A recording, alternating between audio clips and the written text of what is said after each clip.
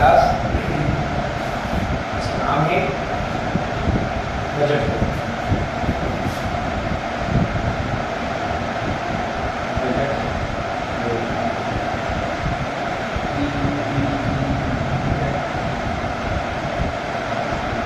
क्या होती है ये बजट? आपको पता ही है बजट क्या होता है? जो आप पैसा खर्च करते हो, आय और व्यय का जो ब्यौरा होता है उसे हम बजट कहते हैं। आय और व्यय, पैसों का विवरण, आप अपनी आय को कहाँ खर्च कर सकते हो, कितनी खर्च कर सकते हो, आप अपनी आय से क्या क्या वस्तुएं खरीद सकते हो, ये सब बजट है। माना कि आप अपनी सीमित आय किया और उस सीमित आय को आप 2 या 2 से अधिक वस्तुओं पर खर्च करें। सपोज करो एक वस्तु यानी कि कमोडिटी एक्स है और एक वाई, और इसकी कीमत पीएक्स 2 रुपये है और इसकी कीमत पी वाई बराबर 4। और आपकी जो आय है, आय को एम से डिनोट करते हैं, एम जो 20 रुपये है। तो अब आप एक्स की वस्तु कितनी खरीदेंगे? अधिक से अधिक। वाई की वस्तु कितनी खरीदेंगे? अधिक से अधिक। यही क्या कहलाती है?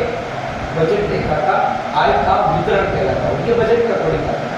आप ज़्यादा से ज़्यादा इन वस्तुओं पर कितना खर्च कर सकते हो, ज़्यादा से ज़्यादा इन वस्तुओं पर आप कितना खर्च कर सकते हो, ये उसकी आय पर डिपेंड करता है।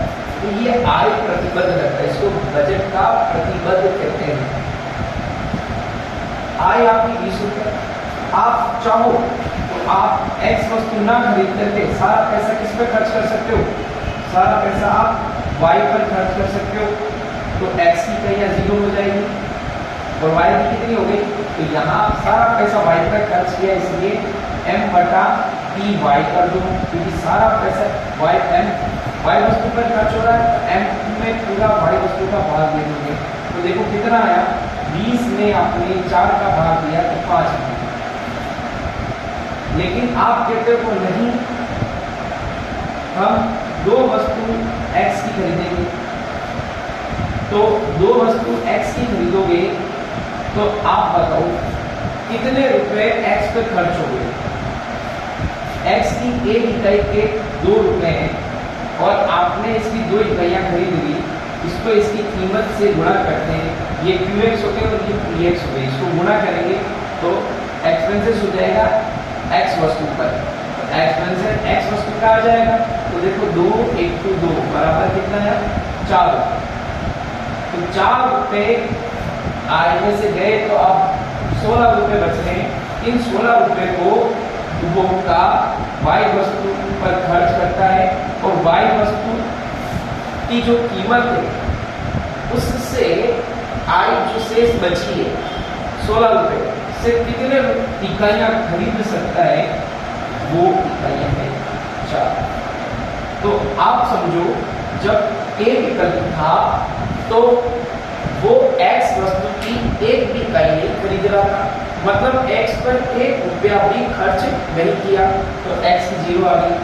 और जो पैसे थे उसके पास सारी आय m वो पूरी की पूरी उसने y वस्तु पर खर्च कर दी। तो वो हम कैसे बताएंगे?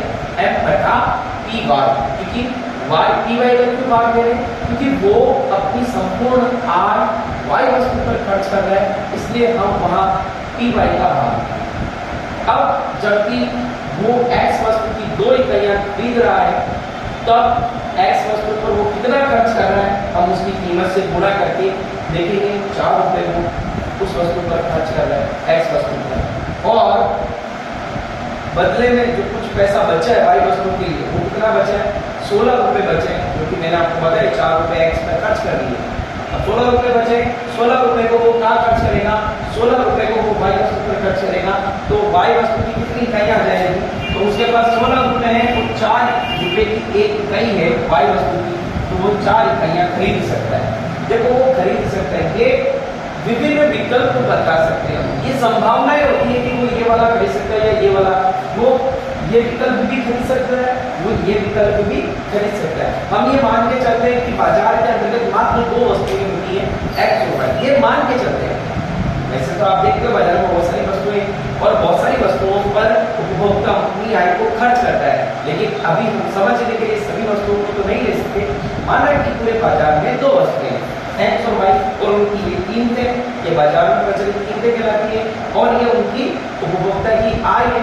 उपभोक्ता की आय 20 रुपये हमने मान ली है, और उसके अकॉर्डिंग हम ये बता रहे हैं कि या तो वो ए विकल्प को खरीद सकता है, वो बी विकल्प को खरीद सकता है, या वो सी विकल्प को खरीद ले, जिसमें x की कितनी इकाइयां हो जाएगी, 4 इकाइयां हो जाएगी। एक इकाई 2 रुपए की है तो 4 दूनी 8 रुपए वो x पर खर्च करेगा, तो y के लिए कितने बच गए 12 रुपए, तो 12 में 4 का भाग देगा तो 3 इकाइयां वो y की खरीद सकता है। और ऐसे ही एक और विकल्प भी आता है जिसमें वो x की 6 इकाइयां खरीदेगा, एक इकाई 2 रुपए की, तो 12 रुपए x इकाई पर वो खर्च करेगा, पीछे बचेंगे 8 रुपए। कैसे बचे, क्योंकि उसकी आय 20 रुपए है और 12 रुपए x पे खर्च कर दिए, तो अब कितने बचे, अब उसके पास बचे हैं 8 रुपए। 8 रुपए वो y वस्तु पर खर्च करेगा, इसलिए y वस्तु की कीमत 4 रुपए हमने मानी, 4 रुपए का भाग देंगे तो वो y वस्तु की 2 इकाइयां खरीद पाएगा। और मैं इसका ई विकल्प लेता हूँ, वो ई विकल्प पर आप देखोगे y वस्तु की इकाइयां हो जाएगी एक, जैसे कि देखो ई विकल्प में इसकी तो 8 इकाइयां आ रही है, एक इकाई 2 रुपए की है, तो 8 दूनी 16 रुपए, और यहाँ पर कितने बच गए, 20 में से 16 गए 4 रुपए, 4 में 4 का भाग दिया, एक इकाई है, तो ये ई विकल्प हो गया। अब तक आपके सामने 5 विकल्प आ चुके हैं। एक और विकल्प हो सकता है जिसमें एफ विकल्प होता है, जिसमें वो सारी की सारी आय किस पे खर्च कर दे, एक्स वस्तु पर खर्च कर दे, सारी की सारी आय किस पर खर्च कर दे, एक्स वस्तु पर खर्च कर दे। तब देखो क्या होता है, तब आप देखोगे कि जितनी आय है उसकी, वो सारी आय उसने किस पर खर्च कर दी, एक्स वस्तु पर खर्च कर रहा है, वाई वस्तु पर कुछ भी नहीं कर रहा है, तो वाई वस्तु की 0 इकाइयां हो जाएगी, और एक्स वस्तु की कितनी इकाइयां आएगी, तो उसके लिए क्या है, अभी मैं फिर से रिपीट कर रहा हूं कि जब एक्स वस्तु की 0 इकाइयां थी तो y की इकाइयां कैसे निकाली, y की जितनी आय थी, उपभोक्ता की जितनी आय थी उसमें y वस्तु की कीमत का भाग दे करके 5।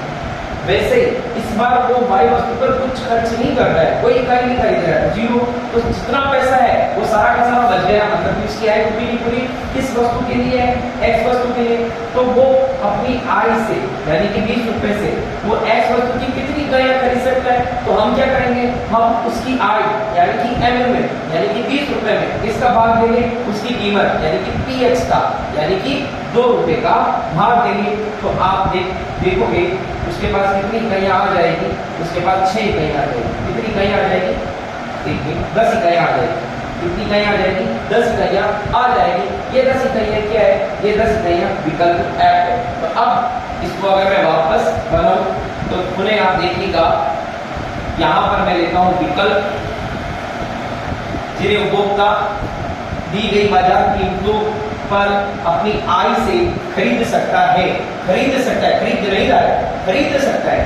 विकल्प ए जिसमें QX ले लेता हूं और QY ले लेता हूं, QX 0 मान सकता हूं मैं और QY 5 मानते, या वो बी विकल्प जिसमें x की 4 इकाइयां, जिसमें x की 2 इकाइयां और y की 4 इकाइयां, सी विकल्प जिसमें x की 4 इकाइयां और y की 3 इकाइयां, डी विकल्प क्या है, x की 6 इकाइयां और y की 2 इकाइयां, ई विकल्प जिसमें x की 8 इकाइयां हैं और y की 1 इकाई है, और एफ विकल्प जिसमें x की 10 इकाइयां और y की 0 इकाइयां।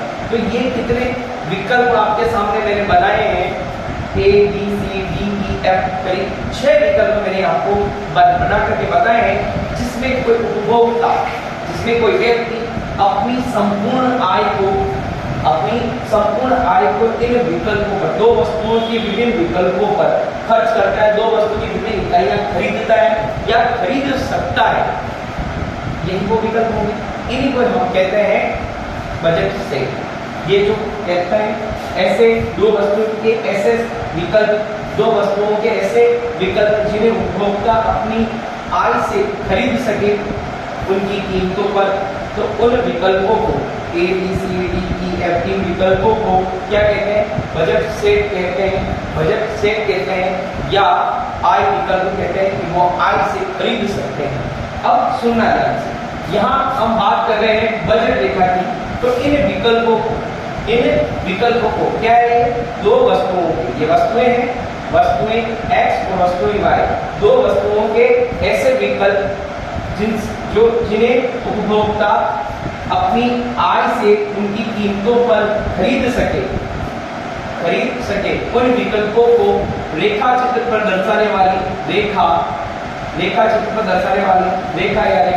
दर्शाने वाला बिंदु पर क्या कहलाता है, बजट रेखा कहलाता है। तो देखना मैं आपको यहाँ पर बताता हूँ। यहाँ देखो आपको x वस्तु की इकाई रहेगी और इधर y वस्तु की इकाई रहेगी। यहाँ पर क्या रहनी है, y वस्तु की इकाई। अब आप देखोगे x वस्तु की हाईएस्ट इकाई 10 है। देखो 1 2 3 4 5 6 7 8 9 और ये 10। और आप देखोगे y वस्तु की अधिकतम इकाइयां 5 है। तो देखो 1 2 3 4 और 5। अब आप देखो कि एक विकल्प का आएगा x की 0 y की 5, यानी कि ये वाला विकल्प A, और B विकल्प x की 2 इकाइयां y की 4 इकाइयां, x की 2 और y की 4, यानी कि यहाँ पर, और फिर 4 इकाइयां x की और 3 इकाइयां y की, यानी कि यहाँ आएगा। फिर उसके बाद x की 6 इकाई, y की 2 इकाई, फिर उसके बाद x की 8 इकाई, y की 1 इकाई, यहाँ आ जाएगा। फिर उसके बाद x की 10 इकाइयां और y की 0 इकाई, तो ये 0 इकाई और ये बात समझ में। तो ये इस तरह से आपके पास एक रेखा बन जाएगी, ये a b c d e f। तो देखो ये रेखा जो होगी a f रेखा होगी, ये जो रेखा होगी वो a f रेखा होगी, और इस AF रेखा को भी क्या कहेंगे, बजट लाइन कहेंगे। क्या कहेंगे, बजट रेखा कहेंगे। क्यों, क्योंकि ये एक ऐसी रेखा है, इसे हम बिंदुओं से बनी रेखा भी कह सकते हैं, अर्थात इसको बिंदु पथ कह सकते हैं। अर्थात यह एक ऐसा बिंदु पथ है जिससे उपभोक्ता अपनी आय द्वारा उन वस्तुओं की कीमतों पर, दो वस्तुओं की बाजार कीमतों पर विभिन्न विकल्पों को खरीद सकता है, विभिन्न इकाइयों को खरीद सकता है। तो अतः बजट रेखा क्या होती है, फिर से सुनना, एक बार मैं आपको बता रहा हूँ। बजट रेखा क्या है, उपभोक्ता द्वारा अपनी सीमित आय से दो वस्तुओं की बाजार कीमतों पर खरीदी जाने वाली विभिन्न इकाइयों के विकल्प को दर्शाने वाला बिंदु पर, इकाइयों के विभिन्न विकल्पों को रेखा चित्र पर दर्शाने वाला बिंदु पर क्या कहलाता है, बजट रेखा कहलाती है। बजट रेखा कहलाती है। अब ये आपकी बजट रेखा होगी। अब बजट रेखा का समीकरण पूछे तो बताओ ये कैसे बना होगा। तो सिंपल सी बात है, बजट रेखा दो वस्तुओं पर किए गए व्यय को बताती है। तो बताओ इसमें क्या आ जाएगा, बजट रेखा द्वारा किए गए दोनों वस्तुओं पर व्यय। तो माना कि EX का मतलब एक्सपेंसेस ऑन X, यानी X वस्तु पर किया गया व्यय plus expenses on Y, Y वस्तु पर किया गया व्यय। ये हमेशा क्या आता है, ये हमेशा आय के बराबर आता है। अगर आप बात करो बजट रेखा के समीकरण की, किसकी बात कर रहे हो, इस बजट रेखा के समीकरण की, तो इसका समीकरण कुछ यूं बनता है। अब बताओ x वस्तु पर किया गया खर्च कैसा आएगा, भाई x वस्तु पर किया गया खर्च सीधा सा है, x की कितनी इकाइयां खरीदी और a की इकाई कितने की थी, तो x की कितनी इकाइयां खरीदी वो तो आपका हो गया Q, और ये x की px हो गई और ये इसका qx हो गया। भाई px यानी प्राइस ऑफ x क्या है, इनटू ये इनटू लगा दिया, और उसकी मात्रा कितनी है qx, ये ex आ गया, मतलब कि एक्सपेंसेस ऑन x वस्तु प्लस ey यानी कि एक्सपेंसेस ऑन y वस्तु। कैसे निकालोगे कि y वस्तु पर कितना खर्च कर रहे हो आप, तो ये कैसे पता चलेगा, y वस्तु की कितनी इकाइयां आपने खरीदी और एक इकाई कितने की थी, तो एक इकाई उसकी थी py रुपीस की, और इनटू क्या हमने इसकी क्वांटिटी से dqy होगी, और ये आपको किसके बराबर होनी चाहिए, i के बराबर होनी चाहिए। तो ये जो मैंने लिखा है ये बजट समीकरण कहलाता है। ये क्या कहलाता है, ये बजट समीकरण कहलाता है। यहाँ तक आपको कोई दिक्कत हो तो आप कमेंट में बता सकते हैं, पूछ सकते हैं, मेरे व्हाट्सएप नंबर आपको पता ही होंगे। तो चलो आगे देखते हैं। हम बजट समीकरण पर आ गए, हमने बजट रेखा जान ली। अब आगे क्या आता है, इसके विभिन्न विकल्प आ गए। अब आप देखोगे ये बजट रेखा आपको दिख रही है, और इस बजट रेखा का एक ये वाला हिस्सा, देखो मैं इसका नाम दे देता हूँ, ये O हो गया, ये A हो गया और ये F हो गया। तो देखो यहाँ पर एक त्रिभुज बनता है ये वाला, ये O, A और F। इस त्रिभुज के अंदर अंदर का क्षेत्र वो कोई भी विकल्प हो, इस त्रिभुज के अंदर के क्षेत्र में या इस जगह या इस लाइन पर या इस लाइन पर, इन लाइन के ऊपर या लाइन के अंदर कोई भी बिंदु आ जाए तो वो उपभोक्ता उसे खरीद सकता है। क्यों? क्योंकि उसकी जो लिमिटेशन है वो ये लाइन होती है, उसकी जो लिमिटेशन होती है वो ये लाइन होती है, क्योंकि इस लाइन के सभी विकल्प जो वो चुनता है उस पर उसकी पूरी की पूरी आय खर्च हो जाती है। अगर इसके अंदर रहेगा तो उसकी आय कम खर्च होगी। सपोज करो कि उसके अंदर एक विकल्प ये वाला है, सपोज करो ये वाला विकल्प है ना, तो ये विकल्प F के बाद में इसको मैं मान लिया EFG मान लेता हूँ, इसको मैं क्या मान लेता हूँ G। तो बताओ इसमें x की वस्तु कितनी है, x की कितनी इकाई है, 2 है, तो x की इकाई बराबर 2 है, और y की इकाई कितनी है, 1 है, y बराबर कितनी 1 है। तो बताओ G विकल्प पर कितना खर्चा हो रहा है, तो आप देखोगे x की एक इकाई की कीमत 2 रुपए है, तो यहाँ पर 2 इकाई है, तो हम 2 × 2 करेंगे तो कितने रुपए हो रहे हैं, 4।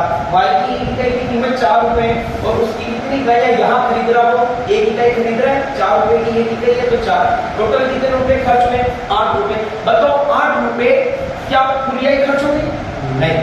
क्या 8 रुपए 20 रुपए से कम है, मतलब उसकी आय से कम है क्या, देखो उसकी आय 20 रुपए, 8 रुपए दोनों वस्तुओं पर खर्च हो रहे, तो बताओ वो उसको खरीद सकता है या नहीं खरीद सकता, डेफिनेटली खरीद सकता है। तो यहाँ पर कोई भी विकल्प हो, यहाँ कोई विकल्प हो या यहाँ कोई विकल्प हो, कहीं पर इस बजट रेखा के नीचे की साइड हो, ये देखो ये लेफ्ट साइड होती है, तो इस बजट रेखा के लेफ्ट में कोई भी विकल्प हो, कोई उपभोक्ता अपनी आय द्वारा खरीद लेगा। तो हम इस वाले एरिया को, इस वाले क्षेत्र को क्या बोलते हैं, प्राप्य क्षेत्र बोलते हैं। क्या बोलते हैं, प्राप्य क्षेत्र। तो डेफिनेशन क्या हो जाएगी, बजट रेखा के बाईं ओर स्थित, बजट रेखा के बाईं ओर का जो क्षेत्र होता है जहां उपभोक्ता अपनी आय से वस्तुओं के विभिन्न विकल्पों को खरीद सकता है, उन्हें हम, उस क्षेत्र को हम प्राप्य क्षेत्र कहते हैं। अब दूसरा आता है अप्राप्य क्षेत्र, दूसरा आता है अप्राप्य क्षेत्र।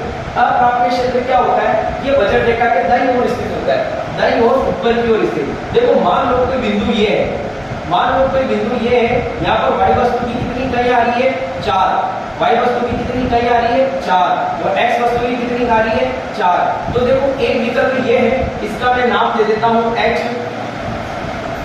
अब ये h विकल्प जो है ये बजट रेखा के बाहर है, बजट रेखा के बाहर स्थित है। अब आपको पता है अगर कोई विकल्प बजट रेखा के बाहर स्थित हो तो वहां वो खरीद नहीं सकता। क्यों नहीं खरीद सकता, तो देखो मैं बताता हूँ आपको। देखो इस विकल्प पर x की कितनी इकाइयां, 4, a कितनी की है, 2 रुपए की, तो कितने रुपए खर्च हुए, 8 रुपए। y की कितनी इकाइयां हैं, y की भी इकाइयां 4 है, और a की इकाई 4 रुपए की है, तो 4 × 16 खर्च हुए। तो अब देखो 8 + 16 कितने हो गए, 24। अब बताओ ये 24 उसकी आय से ज्यादा है या कम है, ज्यादा है, तो वो बताओ अपनी सीमित आय से इस विकल्प को खरीद पाएगा, नेवर, कभी नहीं खरीद पाएगा। क्यों, ज्यादा है, 24 रुपए, उसकी आय 20 रुपए से ज्यादा है, इसलिए वो इस विकल्प को नहीं खरीद पाएगा। अतः ये कंक्लूजन ये सिद्ध हुआ कि बजट रेखा के ऊपर की ओर कोई भी विकल्प हो, उपभोक्ता उसे नहीं खरीद पाएगा। तो उपभोक्ता के लिए इधर कोई भी विकल्प होगा वो सब विकल्प अप्राप्य विकल्प होंगे, और इस क्षेत्र को हम अप्राप्य क्षेत्र कहेंगे। अर्थात बजट रेखा के ऊपर की ओर स्थित वह क्षेत्र जहां पर स्थित किसी विकल्प को उपभोक्ता अपनी आय से नहीं खरीद सकता, उस क्षेत्र को हम अप्राप्य क्षेत्र कहते हैं। मुझे आशा है कि आपको ये समझ आया होगा।